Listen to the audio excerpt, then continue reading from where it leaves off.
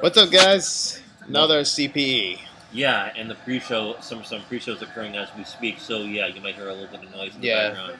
yeah. Right now we're at a friend's house for the SummerSlam pre-show, and so right now we're gonna review results from NXT Takeover Brooklyn. I almost said Dallas for a second. I don't know how that came up. You almost said NXT Dallas. Yeah, I almost said NXT Takeover Dallas, but that's because that was the last NXT Takeover to take place.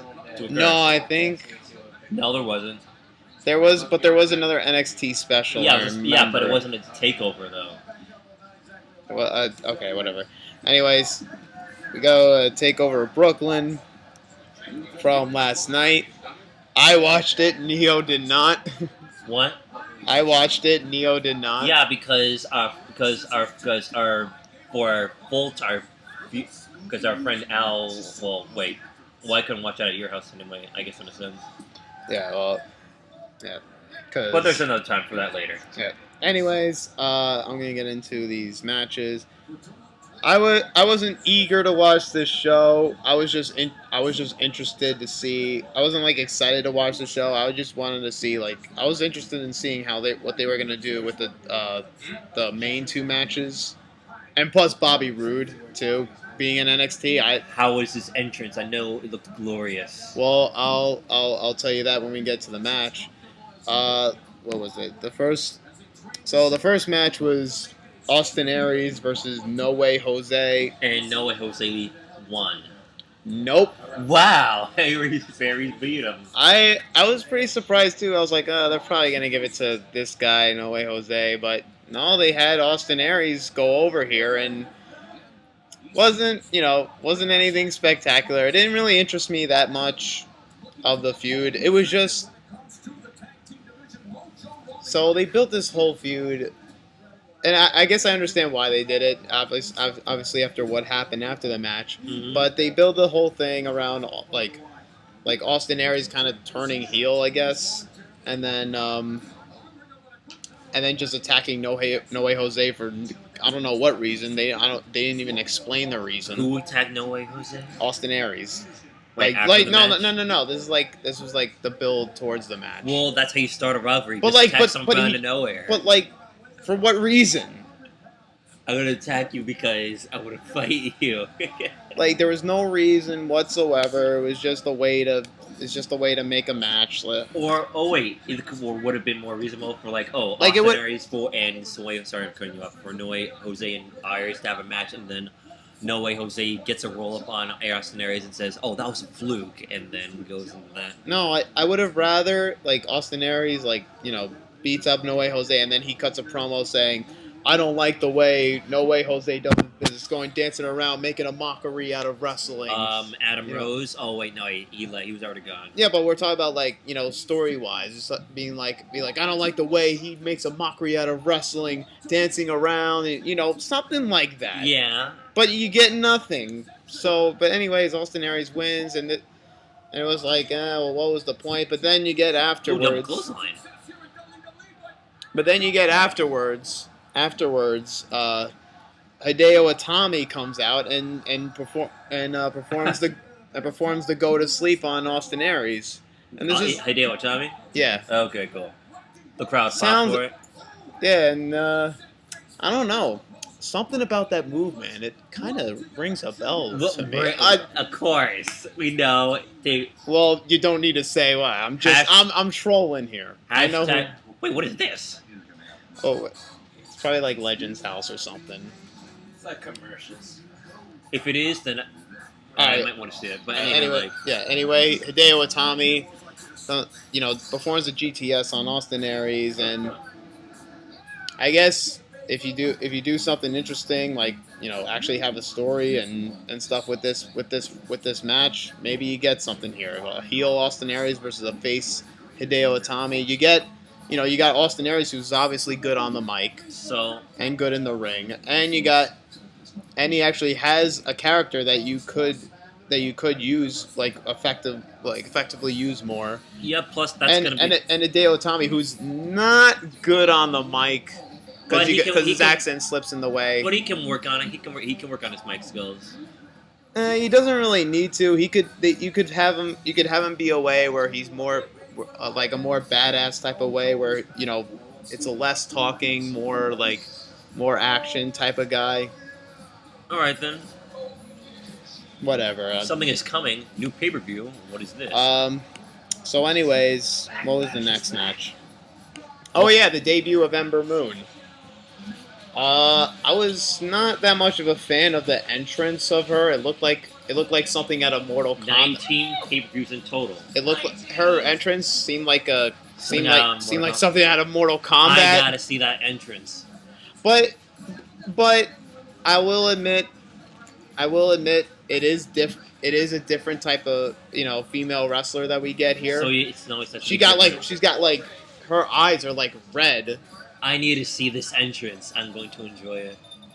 But it was interesting, and I was kind of interested, and especially her finishing move. Obviously, you knew about it. That stunner. It was a moonsault into a stunner. What was your reaction when you first I was like, saw the whoa, okay, all right. I was like, all right, that's cool. I guess, hopefully we see some good stuff out of that. Well, yeah, while you continue NXT Takeover, there's actually something I have to show you that I found on Facebook relating to that. We'll get to that later. I'll just review right now. Oh yeah, then the glorious Bobby Roode. What was this entrance like? Bobby Roode was standing on a pedestal and with the light shining down on him. Yeah, it was like coming down. It was like Shawn Michaels at WrestleMania 25 almost. What is this, second Ric Flair now? Or the second coming of Damien Sandow. No, the first coming. Well, I guess because Damien Sandow kind of died. Or even saying who wore it better. Who wore the robe better? Damien Sandow or pretty much it was first Damien Sandow, the intellectual one. Then the one that just goes off on copying other people, and then he just died out. Sadly. Unfortunately. He was funny. Yes, he is. Yes, he was. I mean. So, anyways, I was glad that I hear that Bobby Roode's in NXT, and I'm glad that they're kind of picking up his TNA character there and putting it at NXT, being like the it factor and the guy who everybody pays to see that arrogant egomaniac type of guy. You're dealing with I'm glad. I did not want them to go have him go face here. He's really better as a heel, and I'm glad they actually got him as a heel. Well, then again, I'm not too familiar with Bobby Roode. Okay, I know him as a heel, but I never really saw him as a face. But yeah, that makes sense. He's way better as a heel. I'm glad that they had him as a heel, and I've always been a fan of Bobby Roode. He's one of the reasons why I watched TNA, back then. But now he's here. He beat what's that guy? I can't even pronounce his name. Andrade Cien Almas, I guess. I don't know. It looks kind of I'm glad he was the one that jobbed out to Bobby Roode. Oh God. Talk about a guy with not interesting and no character at all. Good thing he was the one that did the job to Bobby Roode. So I'm good. Yep, I'm good with that. I know, but here's the after part. All right, what else was it? All right, so then you got the NXT Tag Team Championship, the Revival versus Johnny Gargano and Tommaso Ciampa. I'm not too big on Gargano and Ciampa. I used to kind of like Ciampa in Ring of Honor. He did kind of have a little bit of something there. But they kind of really did nothing.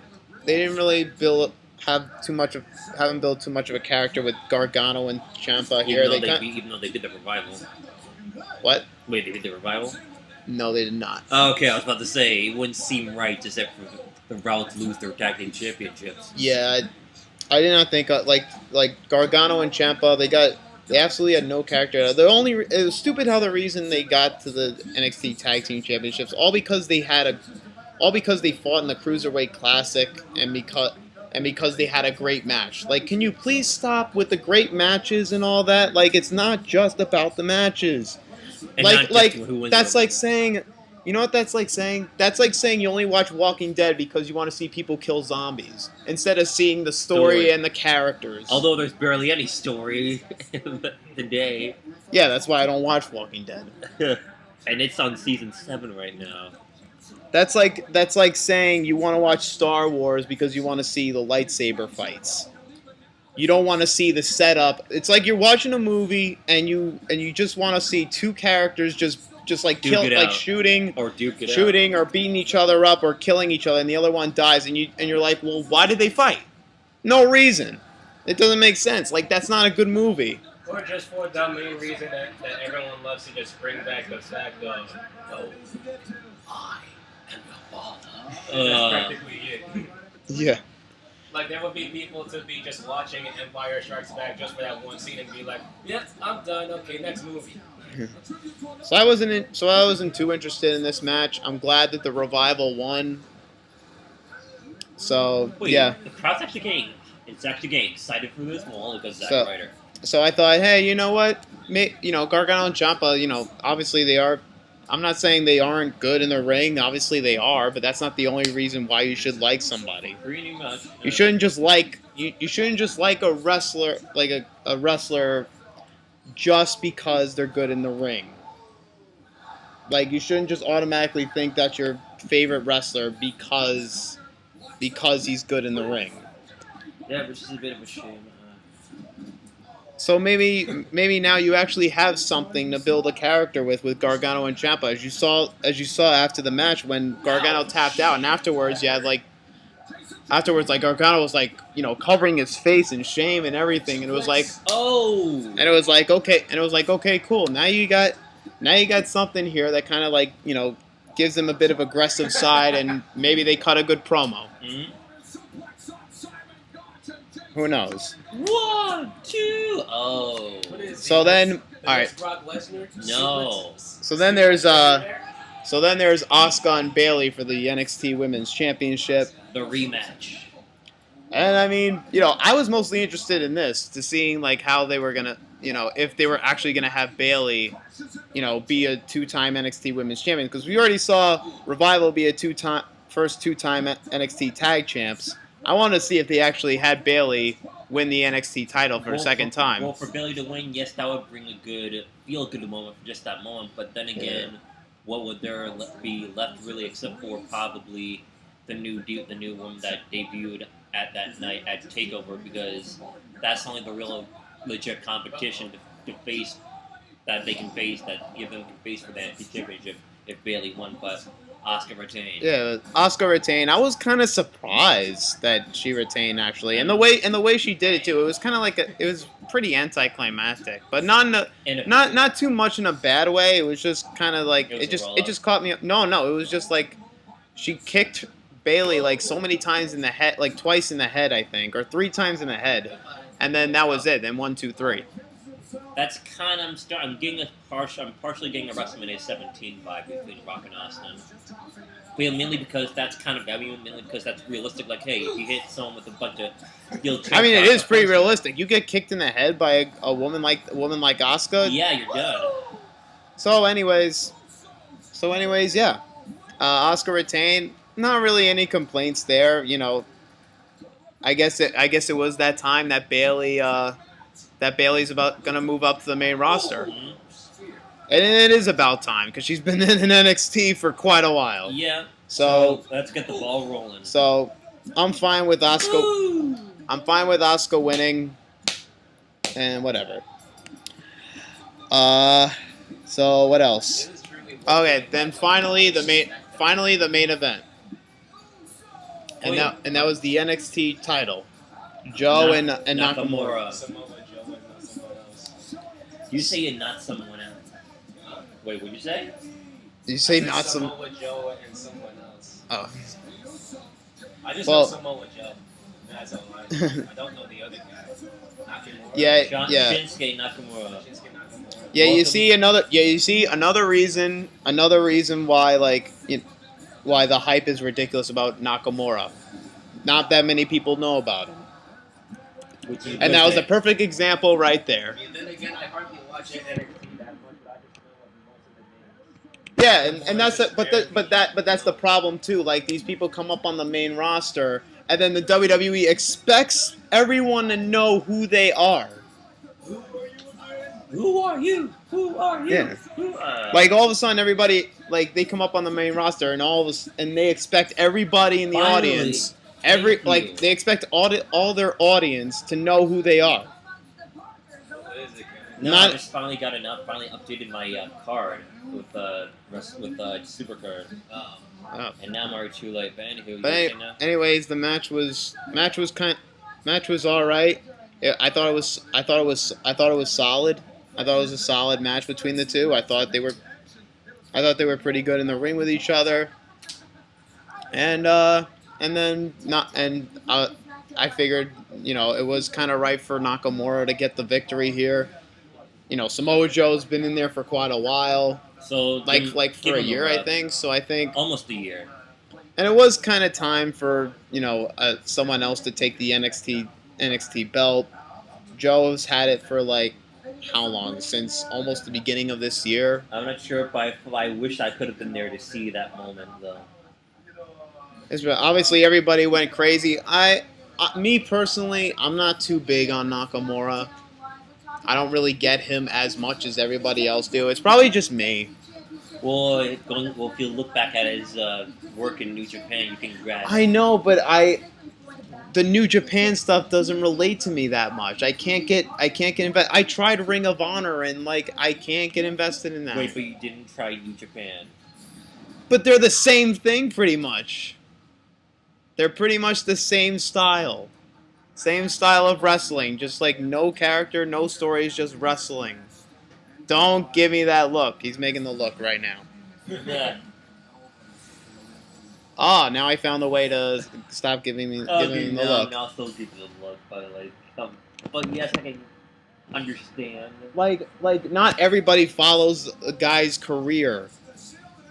They need to stop acting like everybody knows who knows who they are. Yeah. Even though, of course, everyone knows who Ambrose is, but... Well, by now, yeah, everybody knows who Ambrose is. Mm-hmm. And again, whoever knows Dean Ambrose or any one of the other two guys, they pretty much know the Shield. Well, by now, they've been... Pretty much, they just know just their regular standby guy. Yeah, well, they've been around for almost 4 years now. Oh, by the way, did you say you seen Dolph Ziggler pin AJ Styles? Pretty good for the world title win. Or did it just shock you? Like me or Brandon? Asking you. I was just kind of like, it just kind of stunned me, and then not in a good way, obviously. Wait, what about All right, you? but anyways, it was solid. The match. I guess it's all right that Nakamura wins. I'm not too big on him, but for NXT purposes, I guess it's fine. I guess he's that new guy to carry NXT. And I would say, though, this NXT show was probably the best this year. Your best one. For me. Best one so far this year. And it was even better, and it was better than last year's NXT Takeover Brooklyn? No. I would not say that. It did not, outdo what last year's Brooklyn did. Well, though there were a few good matches, there were a few good matches on that card last year for Brooklyn. There was only one really great match that everyone was looking forward to. Well, it was Bayley and Sasha. Yes, but this year we didn't necessarily have that. Yeah, and that's what was missing on here. We need it still was. But I still liked it because again, the debut of Bobby Roode, which was glorious. Mm-hmm. What? The debut of Bobby Roode, which was, in-ring debut, not debut, but in-ring debut. I gotta see it. Of Bobby Roode, which was glorious. And Ember Moon, which was pretty impressive. And a few of the matches were pretty good. But that's about it. Alright then. So that's about it.